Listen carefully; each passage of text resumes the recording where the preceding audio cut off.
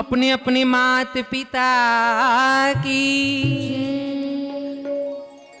आ तरफ युधिष्ठिरजी राजा बन्या छे, राजा बन्या छे અને એમના પુત્ર જે જન્મે જાય છે, યુધિષ્ઠિરને એવું લાગ્યું છે કે હવે કળિયુગનો પ્રવેશ થયો છે, એટલે મારે હવે આ રાજ્ય કરવું નથી. અને એવા સમયમાં યુધિષ્ઠિર વિચારી રહ્યા છે કે મારા પૌત્ર જે જન્મે પરીક્ષિતજી છે એમને મારે આ રાજ્ય આપી દેવું છે અને મારે સ્વર્ગારોહણ તરફ ગતિ કરવી છે. આપણે પાંડવોને સ્વર્ગારોહણ તરફ જવા દઈએ છીએ અને આપણે ભાગવતજીની આરતી તરફ જઈએ છીએ. અને આજ પછી કથા કાલે પાછી આપણે લઈશું અને આરતી માટેની તૈયારી કરી રહ્યા છે. અને ત્યારે એક નાનકડી 2 લાઈન લેવાની છે. ભીષ્મ પિતામહે જ્યારે ભગવાનના ચરણોમાં વિનંતી કરી છે ત્યારે શું કીધું હશે?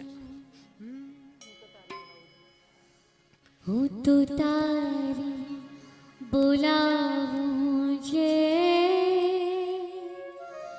પ્રભુ, મારી ખબર તો. શબ્દો સાંભળજો. શું કીધું છે? હું તો તારી બોલાવું જય પ્રભુ, મારી ખબર તું લે. આ તો તારા મારા બેની વાત છે, ત્રીજું કોઈ ન જાણી લે. આ તો તારા મારા બેની વાત છે,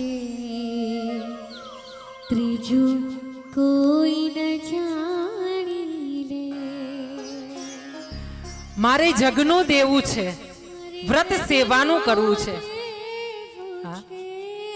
પણ જ્યાં કાવા દાવા છે વ્રત સેવાનું લેવું છે, જ્યાં કાવા દાવા છે ત્યાં મને ન જાવા દે. હું તો તારી બોલાવું છે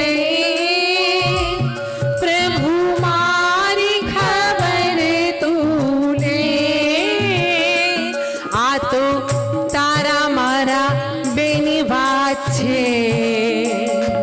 ત્રીજું કોઈ ન જાણી લે, ત્રીજું કોઈ ન જાણી લે. આવો 2 મિનિટ માટે રાસ લઈશું અને પછી આરતી તરફ જઈશું. બધાએ પોતપોતાના શરીરને થોડું કષ્ટ આપવાનું છે, કારણ કે હજુ 1 વાગ્યો છે ને, 1 ની ઉપર થોડીક મિનિટ થઈ છે. આપણી જમવાની, મારી તો 11 વાગ્યાનો સમય છે મારો જમવાનો. હું સાંજે 7 વાગે જમું છું ને બપોરે 11 વાગે જમી લઉં, 11:30 છેલ્લા. આજે એટલું ભગવાનની દયા થઈ કે આજે તો કાજુ બદામ લઈને બા આવેલા હતા મારા માટે, તો આજે મને કાજુ બદામ મળી ગયા થોડા, એટલે આધાર થઈ ગયો. ચાલુ કરો રાસ.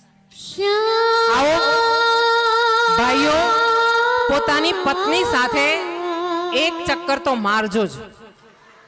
હા, આ ભવનો ફેરો.